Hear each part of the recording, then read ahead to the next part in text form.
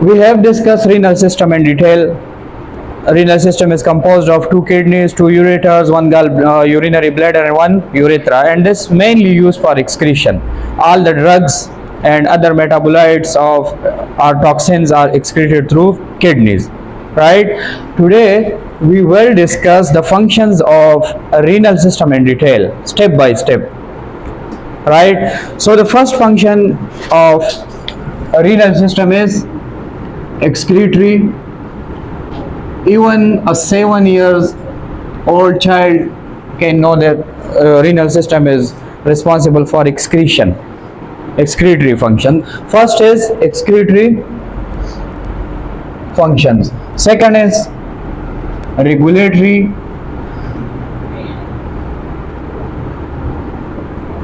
functions. Third, endocrine functions of renal system, and last one is metabolic functions of renal system. But we will discuss or we will focus clinically these functions. We will correlate this function with clinical point of views, how it causes uremia, how it causes oliguria, how it causes polyuria, how it causes azotemia or cystitis, etc. Right? So the first group is excretory functions of renal system.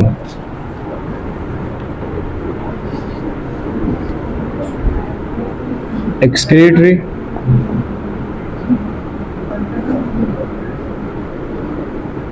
functions. We all know that renal system is responsible for excretion of things from body, all the waste, water, etc. Right? But here we have three types of waste in body. The first one is metabolic waste.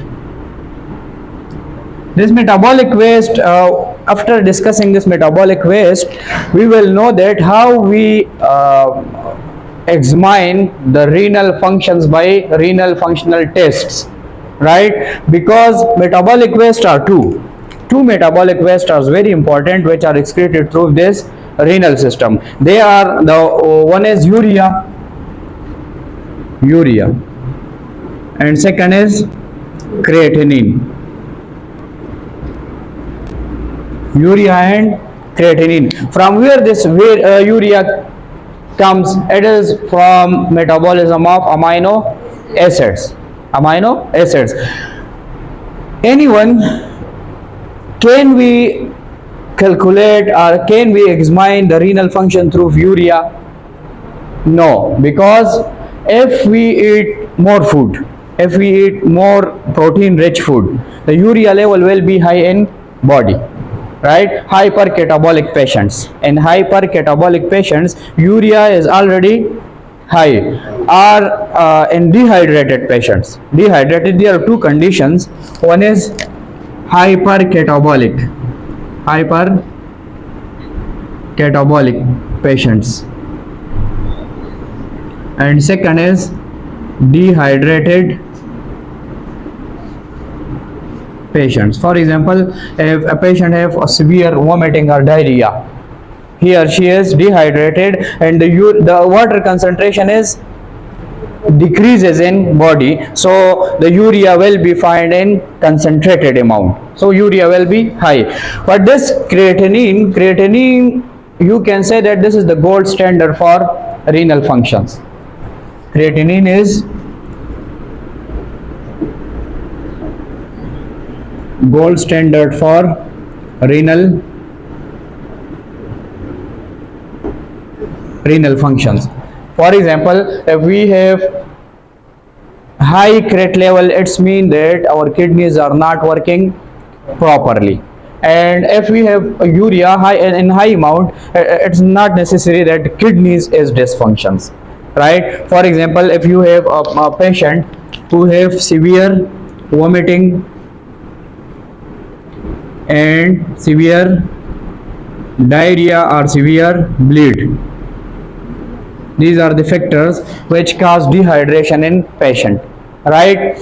and you advise this patient for RFTs. You advise this patient for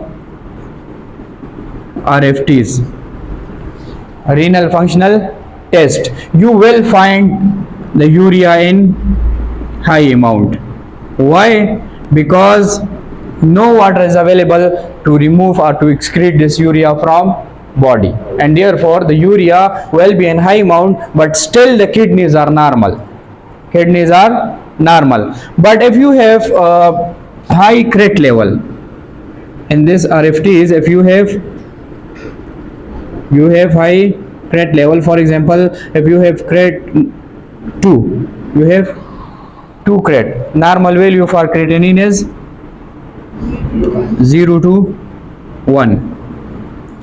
It's mean that now the kidneys are affected. The second thing is, secondly, we have drugs excretion.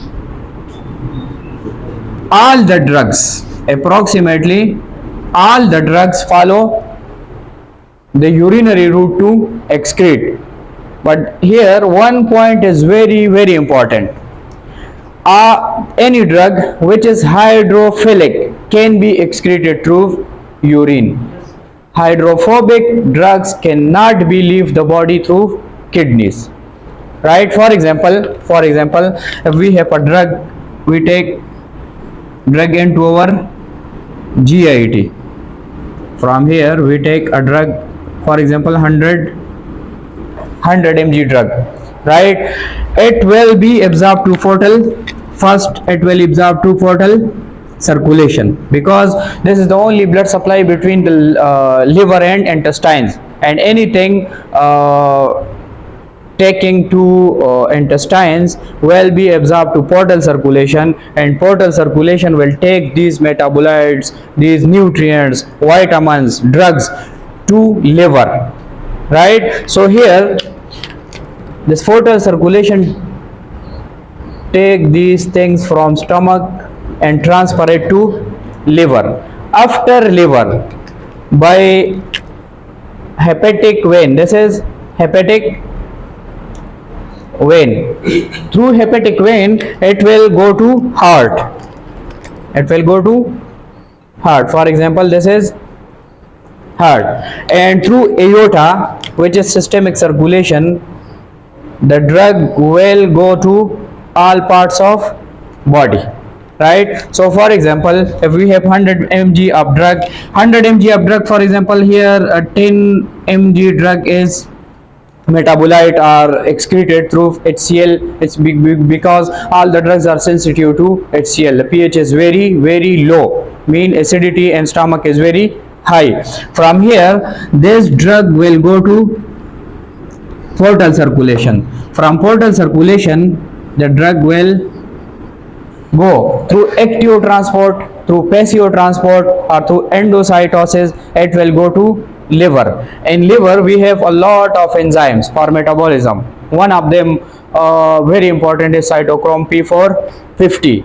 It will metabolize this drug to some extent. For example, 90 mg of drug reach to liver, and liver metabolite in first contact. When this drug is in first contact with liver, it metabolites, for example, 30 mg of drug, right? The remaining drug is 60 mg. This 60 mg drug will go to hepatic vein, and from hepatic vein it will go to heart, and from heart this drug will distributed in body. For example, we have kidneys,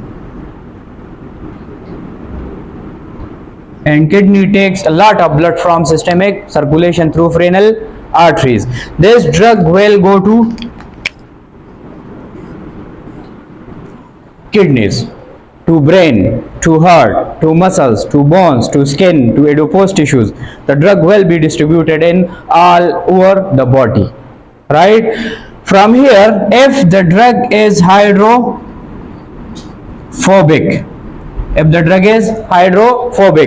it cannot leave the body, because this is hydrophobic. This is lipophilic, mean lipid soluble, and it will reabsorb to blood.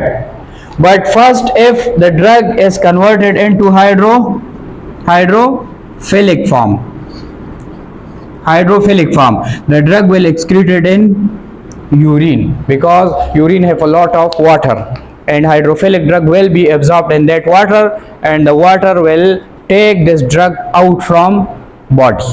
Now, how the body will convert this hydrophobic drug from hydrophobicity to hydrophilicity, mean how the drug converted from lipophilic into hydrophilic by body. This process is called biotransformation, or simply it is called metabolism, right? Two reactions are responsible for converting the lipophilic drug into hydrophilic drug. One is biotransformation type 1 reaction. For example, one is phase 1 reaction, phase 1, and the second is phase 2 reaction. There are two ways to convert the drug into hydrophilic. The one way is, if the drug have a hydrogen group, a highly charged molecule, the liver is responsible to unhide that group. For example, this is a drug and it have a high charge group, hide, right? And when it is passing from liver, the enzymes acts on this drug and it expose the charged group of this drug, and now this is hydrophilic, polar, right?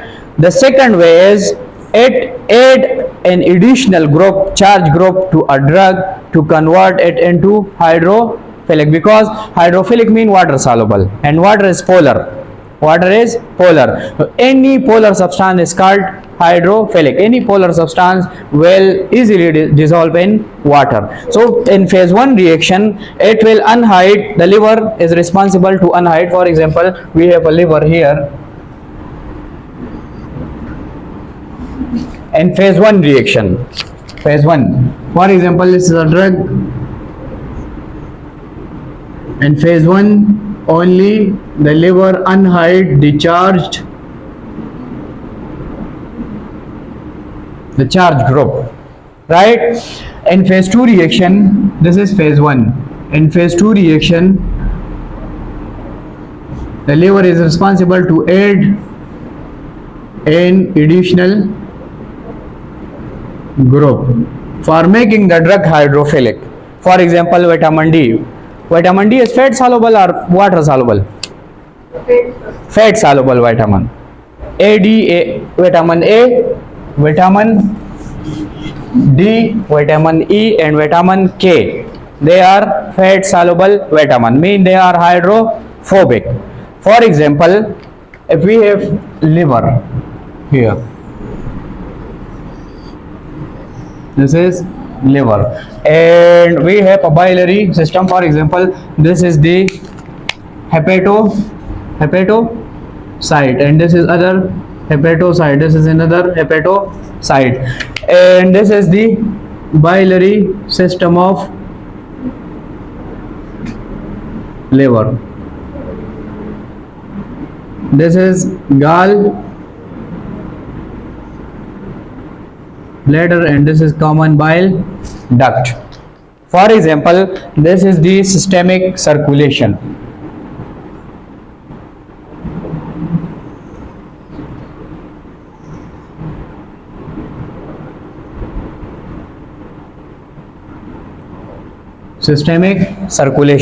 And we take vitamin D.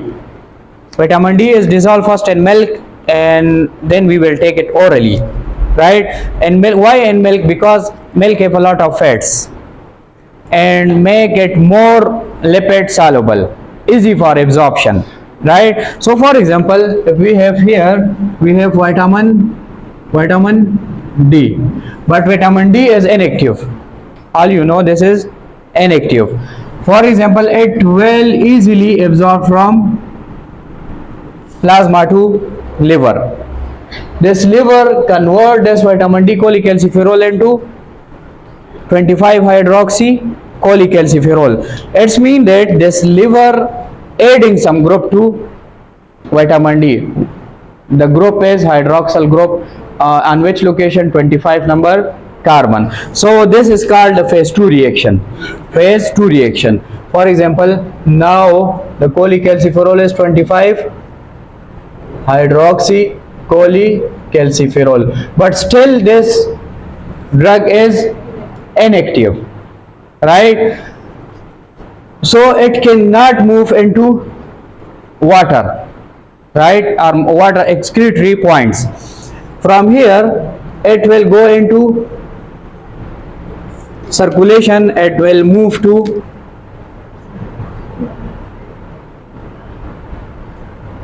kidneys, because kidney is also responsible for metabolism. This cholecalciferol is fully activated here. How it is activated? 125 hydroxycholecalciferol. We will discuss this in metabolic functions, but here if this drug is still in lipid soluble state, for example is lipid soluble, the drug will move again into blood and will go in all circulation and will again come to liver, and this cycle will be remain. But if this liver convert this drug into hydrophilic substance, hydrophilic, then the drug will move to biliary system, because here a lot of water is present and the drug will not, for example now this is hydrophilic things cannot move across cell membrane, and this drug will not move to plasma, right, and it will easily go to kidney, and from kidney it will excreted in water, right? So the point is all the drugs will move out from body which are hydrophilic, except if the drug is hydrophobic, it cannot leave the body, and that's why some drugs have a very severe side effects. Like for example, if we take cyclophosphamide, this is one of the anti-cancer drug.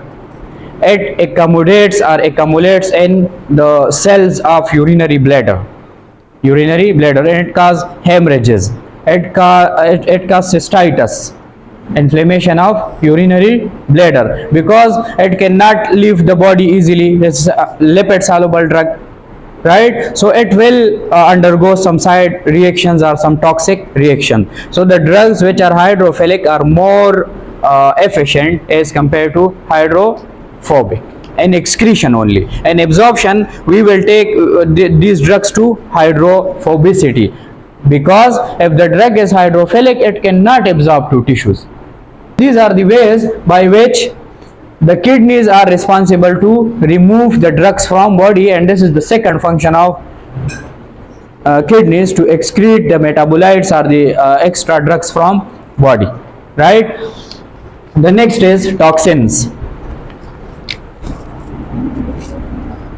Excretions of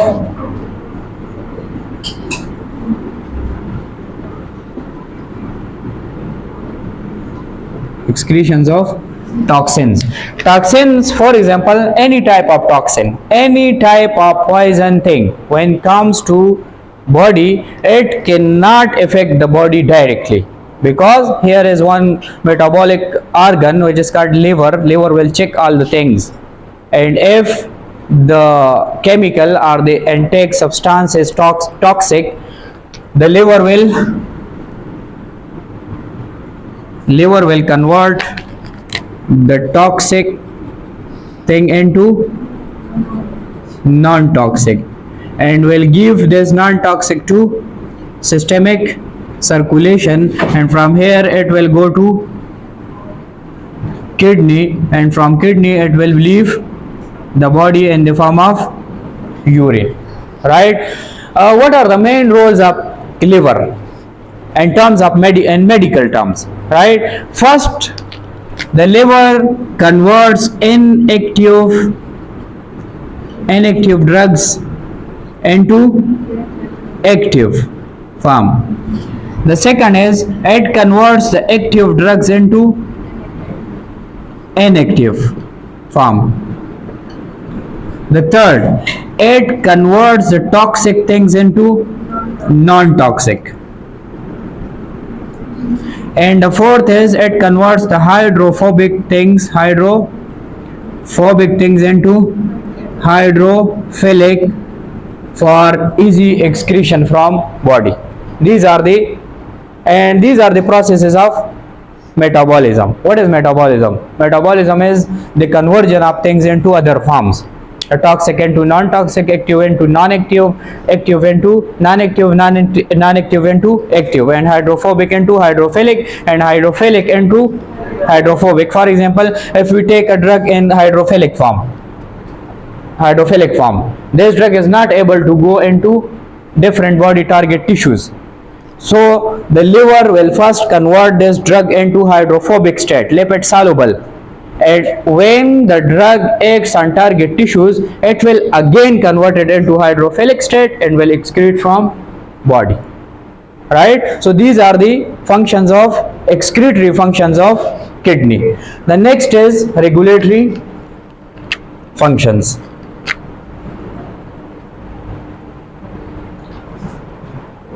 Regulatory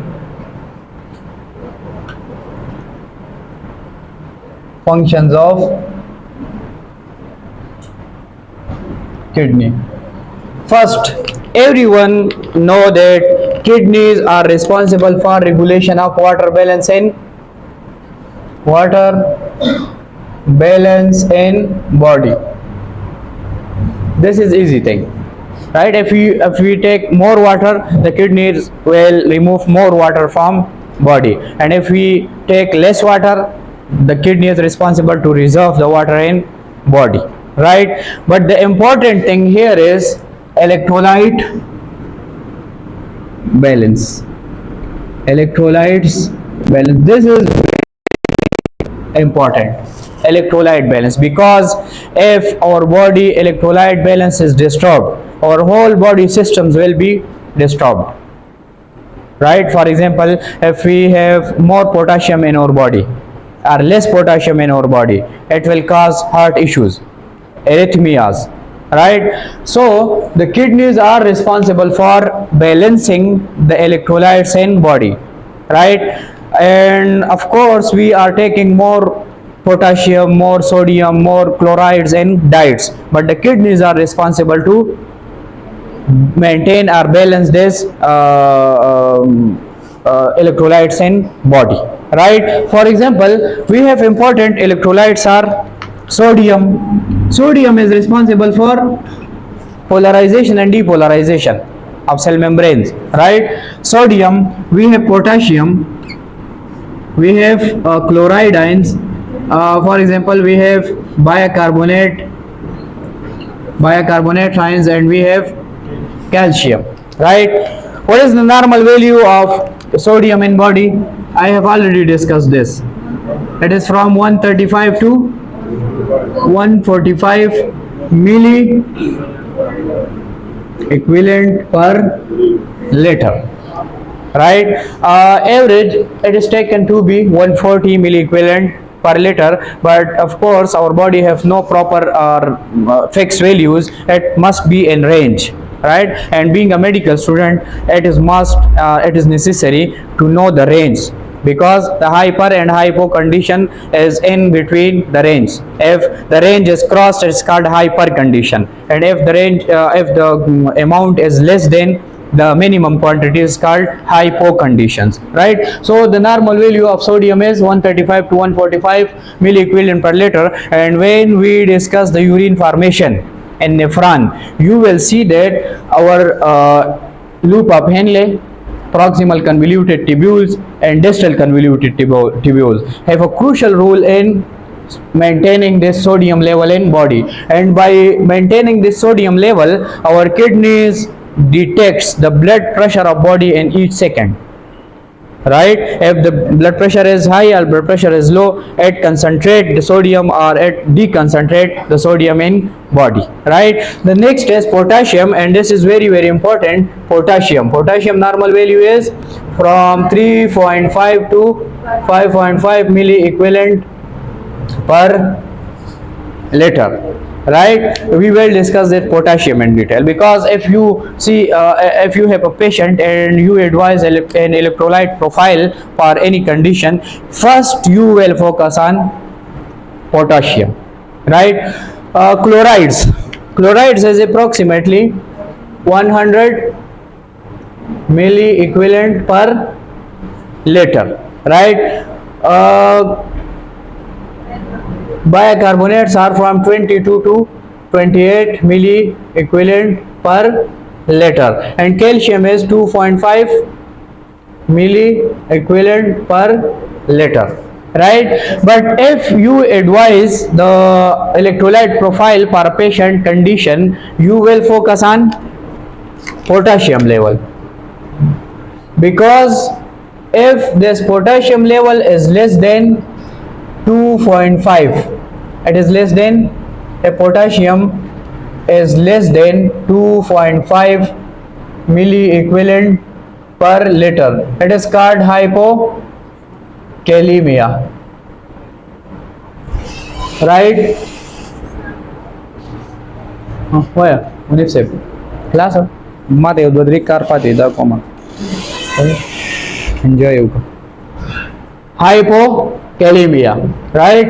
And if the potassium level is greater than 6.5, it is called hyperkalemia, and both the conditions are dangerous because it causes cardiac arrhythmias. And so we will focus on this potassium, and here we will focus, or we will see the creatinine level, right? If creatinine is disturbed or the creatinine is high, it means that your kidney is not working properly. But if you have high or low potassium level, your heart will be directly affected, right? So this is the regulatory functions of kidney.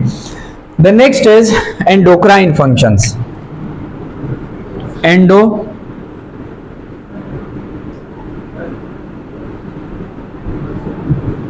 functions of kidney. Do you know juxtamedullary apparatus? Juxta apparatus or Pulcine cells in nephron. First, for example, if I have this is the Bowman's capsule, this is the proximal convoluted tubule, and this is the loop of Henle. These are distal convoluted tubules, and of course here will be collecting ducts, right?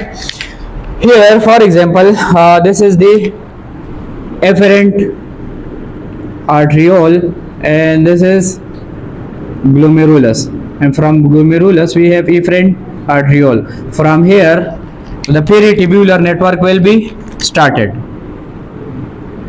Here we have peritubular capillaries bed, right? We will discuss three important things. One is the peritubular capillary, the epithelium of peritubular capillaries. It is important information of erythropoietin, right? Because kidney secretes three main modulators or hormones. One is erythropoietin, renin,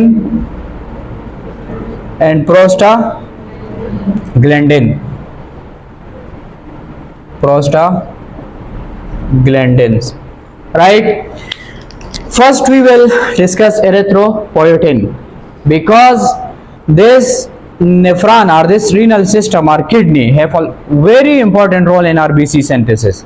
If our kidney is not working, our RBC level will be low. For example, if a patient have kidney failure, how her or his HB will be decreasing very rapidly. How we will maintain? Then we will inject the erythropoietin or the genes which are responsible for formation of erythropoietin RBCs, right? So erythropoietin is responsible for RBC synthesis. RBC synthesis. How?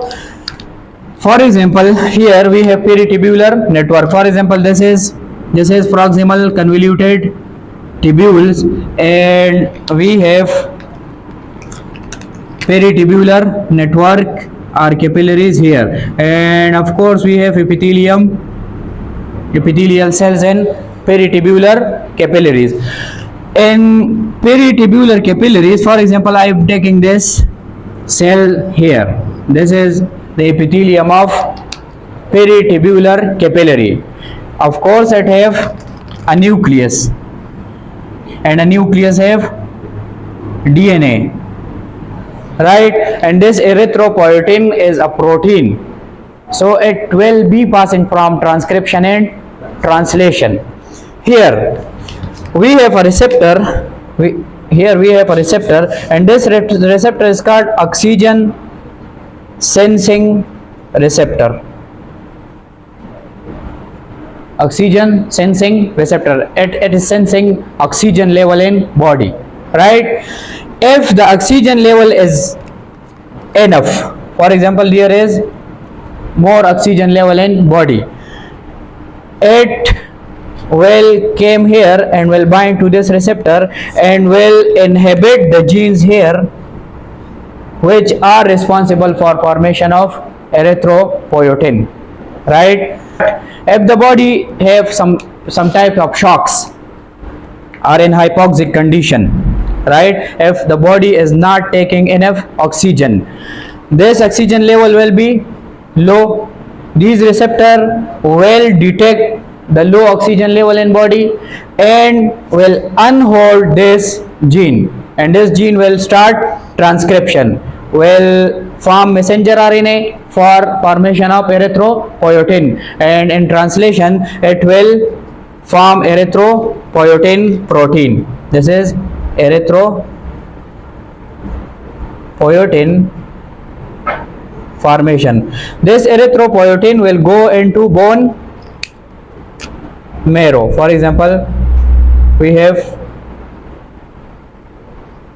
bone, and bone have here bone marrow, and bone marrow have a lot of stem cells for formation of RBCs, right? So this erythropoietin will go into bone marrow and will start RBC synthesis. So kidney play a very important role in RBC synthesis. If the patient is in a condition, for example, if the kidneys of the patient are not working, they are failed, right? So who will detect the erythropoietin sensitivity? No one. And erythropoietin will be decreasing in body, and response of our RBC level will be decreasing, right? So for that, genetic engineering is used in we inject the genes and genes of interest into the patient body, and the genes then go to bone marrow and forms the RBC synthesis. This is a topic from genetic engineering, but here this is erythropoietin. Erythropoietin is secreting from the peritubular capillaries epithelium and enhance the RBC synthesis. So this is the role of kidney and RBC synthesis or endocrine function. The next is renin. Renin, right? Renin is secreted by juxtamedullary apparatus, or we call macula densa. Juxtaglomerular apparatus, right? What is juxtaglomerular apparatus? For example, if I have, this is nephron, and this is the proximal convoluted tubules, right? Here we have afferent arteriole, and this is efferent arteriole, right? Here on proximal convoluted tubules, there are some special type of cells are present which appear very dense like, right? And they are called macula densa. For example, these are macula densa cell, and from efferent arteriole we have a special type of cells also on the walls of efferent arteriole. Collectively, this thing is called the juxtaglomerular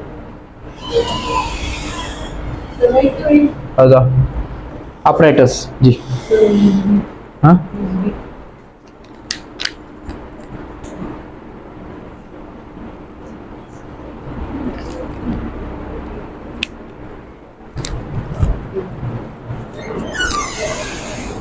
This is juxtaglomerular apparatus. These green cells are called Pulcine cells. These green cells which are on efferent arteriole, this is called Pulcine cells, and the black cells are called macula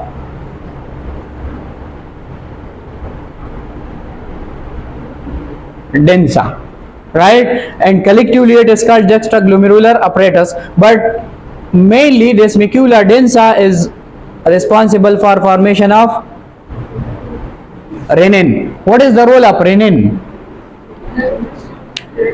It maintain our body blood pressure level, right? In each second and each minute, this thing is responsible for detecting the blood pressure in body. So we can say that our body have approximately 2.4 million sphygmomanometers with detecting the blood pressure in each minute, right? Renin goes to liver and excrete the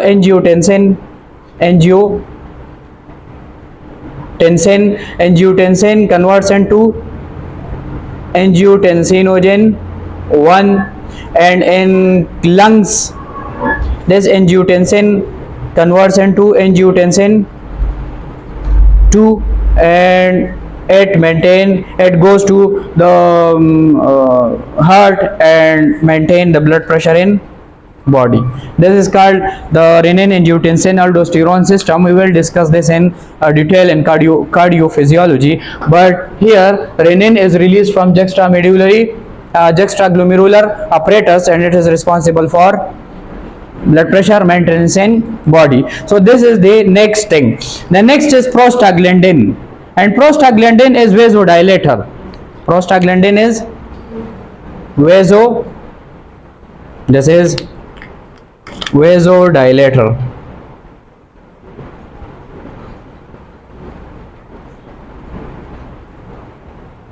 This is vasodilator, and if some vasoconstrictions occur in body because of vasopressins, etc., it maintain or balance their contractility and relaxation of the blood vessels. But prostaglandin have a lot of functions, because high level of prostaglandin is responsible for pains, fever, clotting of blood in body. It is also responsible for maintenance of the mucosa of stomach. And if you are taking more and more prostaglandin blockers like aspirin, diclofenac sodium, Panadol, etc., paracetamol, right, it will inhibit the synthesis of prostaglandin, and you will take the stomach or peptic ulcers, right? So if you blocks the cyclooxygenase enzyme by NSAIDs, non-steroid anti-inflammatory drugs, it will inhibit the formation of prostaglandin, and the pathway is the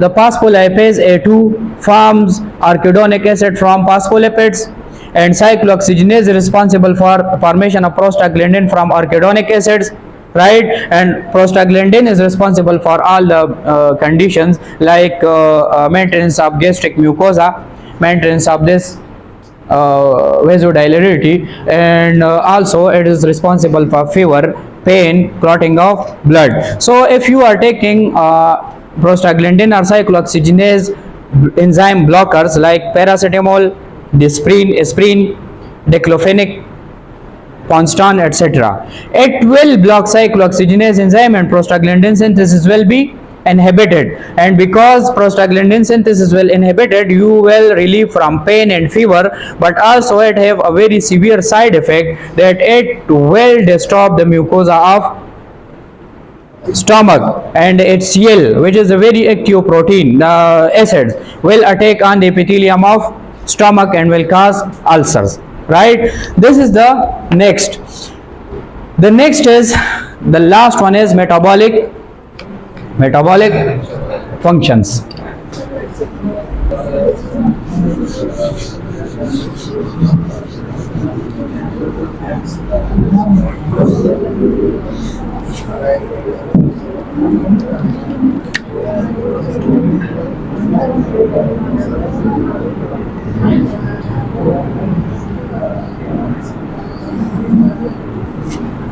The last one function is metabolic functions.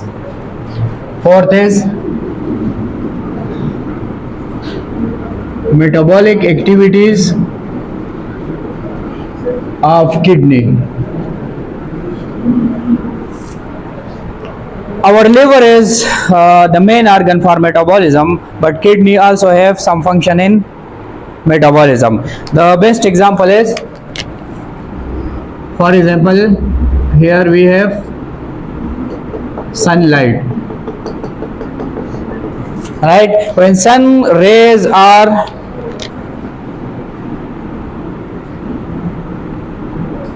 falling on our skin have a specific chemical which is called cholecalciferol, right? This is inactive form of vitamin D, right? But when these rays are falling on skin, this is skin, it release this cholecalciferol into our body blood, right? From here it will go into liver, right? It will goes into liver, and liver perform hydroxylation reaction with cholecalciferol and attach the hydroxyl group on 25 number carbon, and it form 25 hydroxy cholecalciferol, but still this is in inactive form. From here it will added into the systemic circulation and will goes into kidneys. Here, for example, I have a nephron. This is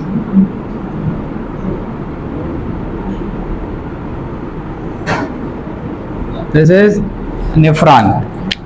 In nephrons we have proximal convoluted tubules, specifically proximal convoluted tubules. In epithelium of proximal convoluted tubules we have a very active enzyme which is called alpha 1 hydroxylase enzyme. Epithelium of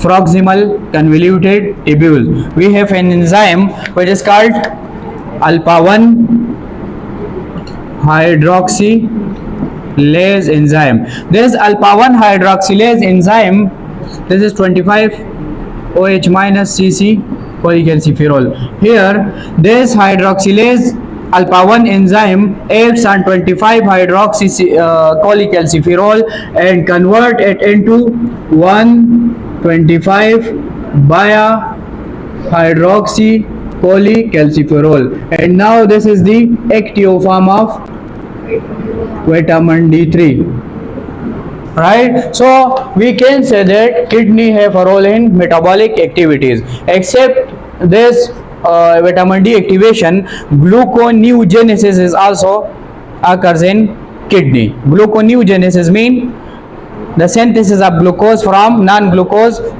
materials or molecules or chemicals, right? So gluconeogenesis is also gluconeogenesis and activation of vitamin D3. So these are the functions of renal system. right? After this we will discuss the comparison between or the interrelationship between cardiac output, glomerular filtration rate, renal flow, tubular flow and urine formation. But before discussing the relation between cardiac output and GFR, we will focus on urine formation and glomerular filtration rate, right? For that, first we will discuss the glomerular structure, then the proximal convoluted tubules, loop of Henle, distal convoluted tubules.